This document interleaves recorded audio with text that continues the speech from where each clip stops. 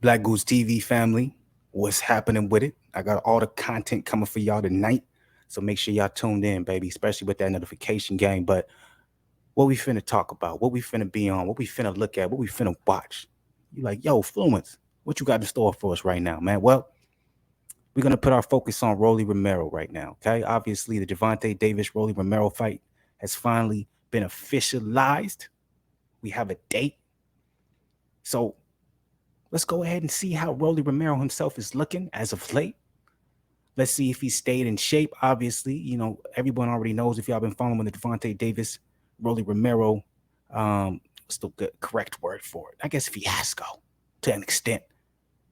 Y'all know that they were supposed to fight previously last year. That got postponed because of all the bullshit that was surrounding Rolly Romero. And now we have a new fight date. So the question is, with all of the shit that was surrounding Rolly Romero, with the possibility of Rolly Romero not getting that fight, even though y'all know I was the first one to report that Rolly Romero versus Gervonta Davis was going to happen after the Easter Cruz fight. I was the first one to report that.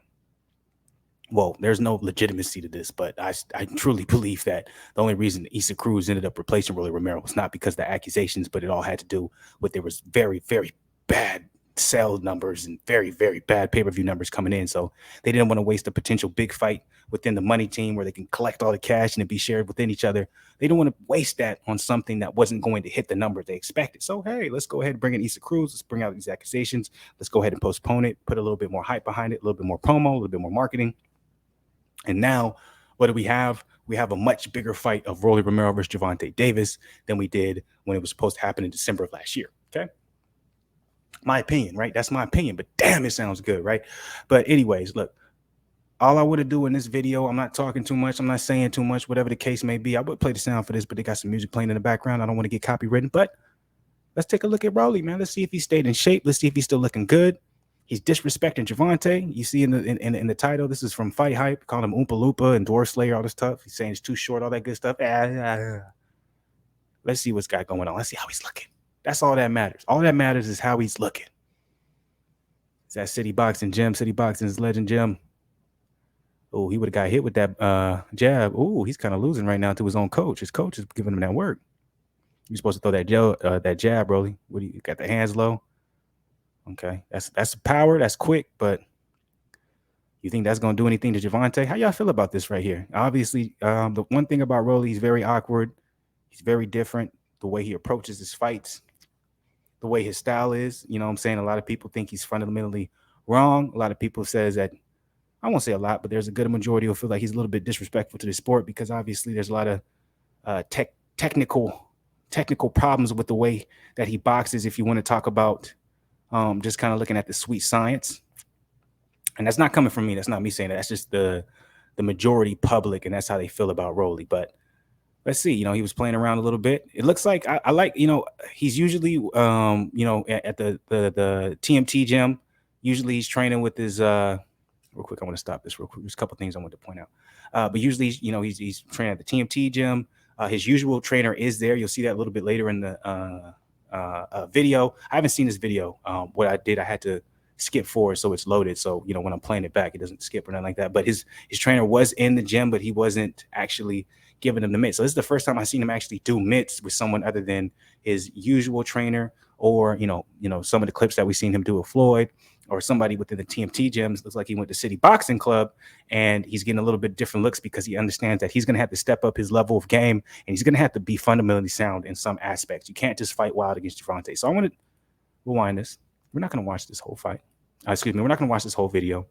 But you see how he's using. This is for the boxing geeks and nerds, so you probably aren't going to understand it. But usually when you see Rolly Romero's fight, his pad work, he's always coming forward. He's pressing the action. He's trying to get in close. He's throwing power shots. The difference of what I see with him working with this particular trainer here at City Boxing is he's using his jab hand as a measuring stick. He's staying on the outside. He's using his feet, and he's making sure he doesn't put himself in range to get hit by something he shouldn't. So that means they're doing a different stylistic way for him to approach Gervonta, because they understand Gervonta is a smaller fighter, he has a shorter reach, and if you get on the inside with Gervonta, you'll get hit with big shots. So it seems like they're going to have Rolly come out in a style where obviously he's still going to be Rolly, but he'll have the option to utilize his length and his size. But we'll see, you know. So back to kind of what I was saying, you see here he's backing up, he's on his back foot. You see his mitt holder, he's coming forward at him, so he's keeping him on the rings. You see he's keeping that lead hand out. He has to be very careful.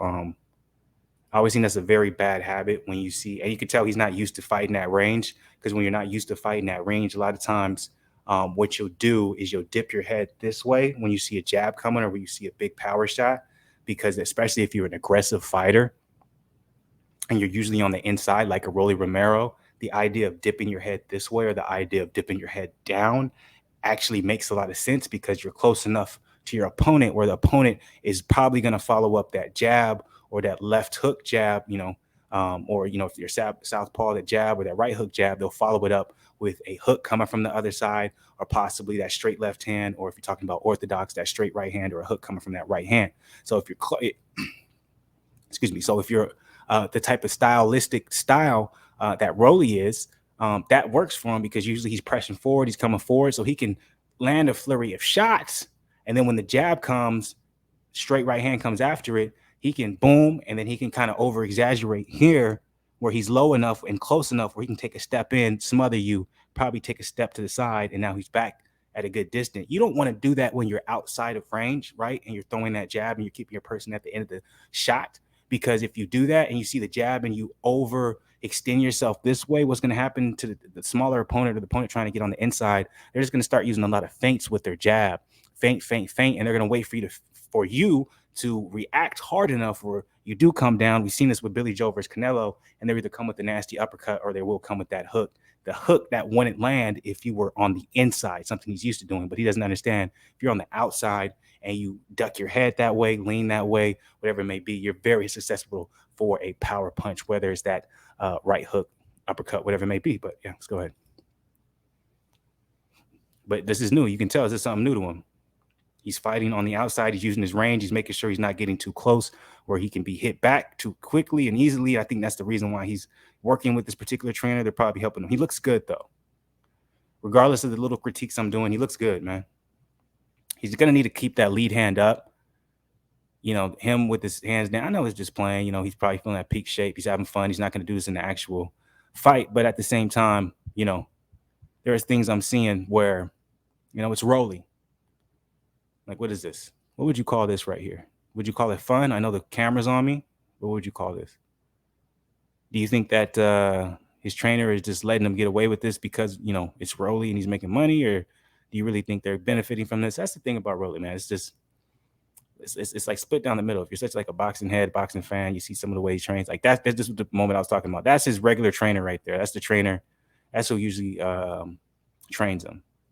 You see they're still trying to get that goddamn money, because you can see his trainer, he still got a day job. I don't know if he chooses to have a day job, but I would assume if, they're at the point where they're making that type of money, his trainer's not going to have a day job. Anyways, that's beside the point. Let's go ahead and get back to these mitts. Let's look a little bit more work from him. So you see how every punch he's throwing, he's making sure that he's not in range to be counter punched. He's using his length.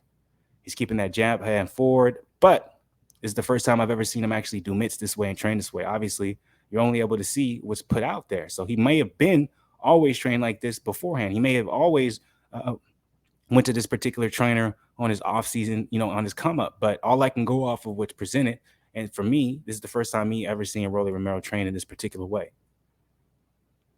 Will it be effective in the Gervonta Davis fight? I think it will, but I think at the end of the day, if it becomes a dog fight, Rolly will just end up going back to what he's used to. That's the way it goes.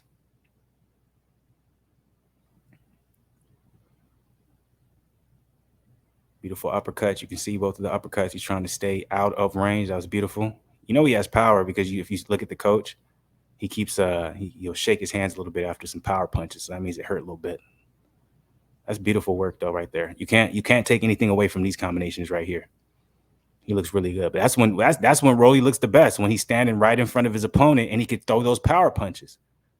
Now, when he's got to move with them, he's got to use his jab, keep his range. We'll see.